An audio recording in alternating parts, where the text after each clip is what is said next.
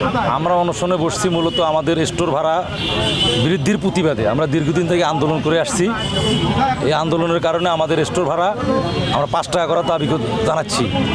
বগুড়া, জয়পুরহাট, রাজশাহী সবখানে ভাড়া হলো 300 টাকা, 310 টাকা, 320 টাকা। আমাদের রংপুর, দিনাজপুর, ঠাকুরগাঁও, পঞ্চগড়, রংপুর অঞ্চলে ভাড়া 60 টাকা কেজি ওরা নিচ্ছে। বর্তমানে 430 টাকা ওরা ভাড়া কাটতেছে। তা আমরা এর তীব্র প্রতিবাদ জানাচ্ছি। আগামী 72 ঘন্টার মধ্যে আমাদের ভাড়া যদি সমন্বয় না করা হয় দক্ষিণবঙ্গের সাথে, তাহলে আমরা কঠোর আন্দোলনে যাব। আমরা বহুদিন থেকে আলু চাষ করি, স্টোরে রাখি।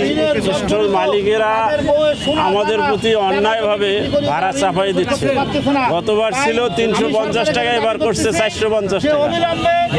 আমরা এই কারণে কাফনের কাপড় করছি, অনশন করতেছি। আমাদের দাবি হইল 250 থেকে 260 টাকা ভাড়া করতে হবে।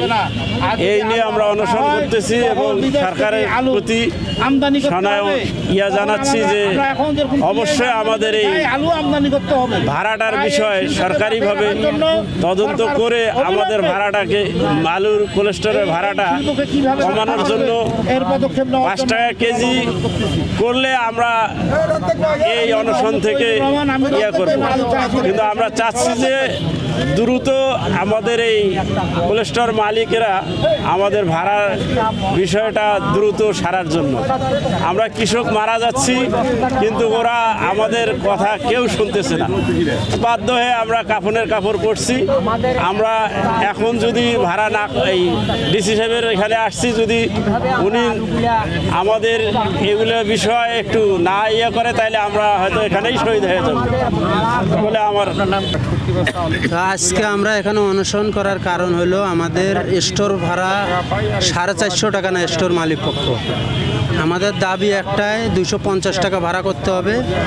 আর কড়া জোরে অনুরোধ করতেছি আমাদের মাননীয় প্রধানমন্ত্রী তারেক রহমান আলুর দামটা বৃদ্ধি করার জন্য। আর নয়, আমরা তো কাফনের কাপড় পরে যাচ্ছি আজকে।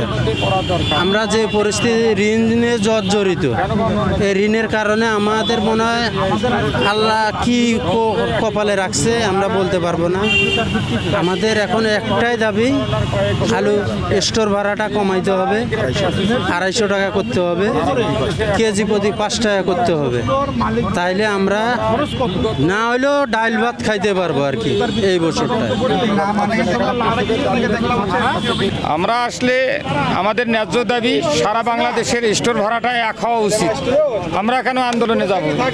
দক্ষিণবঙ্গের আলু ওরা ঢাকার সঙ্গে যোগাযোগ কাছাকাছি, ওদের ভাড়া কমা উচিত, কিন্তু ওদের ভাড়া কম, আমাদের ভাড়া বেশি। আমরা বিগত কয়েক বছর ধরে এই আন্দোলন করি। এই রংপুর মালিক অ্যাসোসিয়েশন, স্টোর মালিক অ্যাসোসিয়েশনের একটা সমিতির সভাপতি জনাব বাবুর রহমান, এই ভাড়াটা ইনি নির্ধারণ করে দেয়।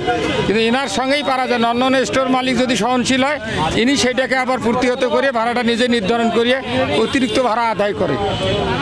আমাদের যৌক্তিক দাবি এটা সরকারের কাছে, আমাদের কৃষিমন্ত্রীর কাছে যৌক্তিক দাবি, বাণিজ্য মন্ত্রীর কাছে যৌক্তিক দাবি যে সারা বাংলাদেশের স্টোর ভাড়াটা এক হওয়া উচিত। এটা আমাদের যৌক্তিক দাবি। এই দাবি থেকে আমাদের দীর্ঘদিন থেকে দাবি চলতেছে কোলেস্টোর ভাড়া, কোলেস্টোর মালিকেরা জুলুম করে এক বস্তা আলুতে মূলত খরচ হলো 100 থেকে 150 টাকা এক বস্তা আলুর খরচ।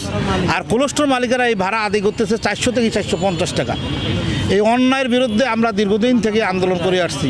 কিন্তু আমরা ডিসি মহোদয়ের কাছে স্মারকলিপি দিছি, ওনার ওখানে আমাদের বৈঠক হয়েছে। ওনার কাছে আমাদের দাবি ছিল যে ন্যায্যতার ভিত্তিতে একটি কমিটি গঠন করে মূলত কোলেস্টোর মালিকদের খরচ কত এটা নির্ধারিত করে আমাদের চাষিদেরকে রক্ষা করার জন্য আমরা জোরালোভাবে ওনার কাছে অনুরোধ করছি। কিন্তু আমাদের এর কোনো আমরা ফল পাচ্ছি না। এই কারণে আজকের আমাদের এই অনশন ধর্মঘট আমরা ডাক দিয়েছি।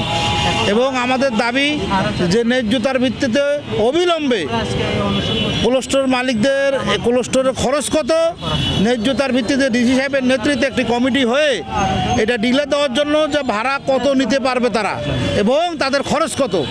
যদি এটা করা না হয় তাহলে আমরা কঠোর আন্দোলনে যাওয়ার জন্য আমরা বাধ্য হব। আরেকটি সরকারের কাছে আমাদের দাবি, 2 বছর থেকে আমাদের আমাদের আলুর প্রোডাকশন খরচ হলো 25 থেকে 26 টাকা, সেই আলু বিক্রি হচ্ছে 9 টাকা থেকে 15 টাকা পর্যন্ত আলুর বাজার বিক্রি হচ্ছে। তার মানে যে যত বিনিয়োগ করছে 80% বিনিয়োগ সে আর ফেরত পাচ্ছে না।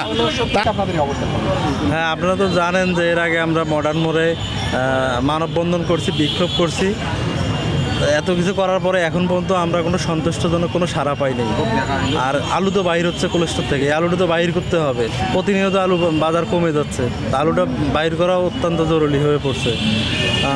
এই মতো অবস্থা আমাদের কাছে মনে হয়েছে যে না, এর থেকেই আমরা শান্তিপূর্ণ আর কোনো আন্দোলন নাই। আমরা আপাতত ডিসি সাহেবের এখানে দেখি, চাষিদেরকে নিয়ে এবং কৃষকদেরকে নিয়ে বসছি, দেখি ডিসি সাহেব কী করে। আমরা তার জন্য আজকের এই গণ অন্বেষণে বসছি। আন্দোলন যদি মেনে নেওয়া না হয় তাহলে আমাদের যদি 5 টাকা পার কেজি আলুর বস্তা না করা হয়, তা আমরা আজকে এখান থেকে আমাদের যারা নেতৃবৃন্দ আছে এরা বৃহত্তর আন্দোলনের ডাক দিবে। ইনশাল্লাহ আমরা যে কোনো মূল্যে এই আন্দোলন সফল করব, কারণ এই আন্দোলন সাধারণ চাষি এবং কৃষকের। আর অপরদিকে যে আজকে রংপুরের মানুষ আবারও রাজপথে নামতে হচ্ছে, আজকে কৃষক ভাইদেরকে আজকে যে কাকপুরা রোদে আন্দোলন সংগ্রাম করতে হচ্ছে। কেন করতে হচ্ছে? কারণ হচ্ছে আমাদের উত্তরাঞ্চলে যে হিমাগারগুলো, এই হিমাগারগুলোর যে প্রেসিডেন্ট বা এই সমিতির মালিক, ইনি ওই ফ্যাসিস্টের দোসর।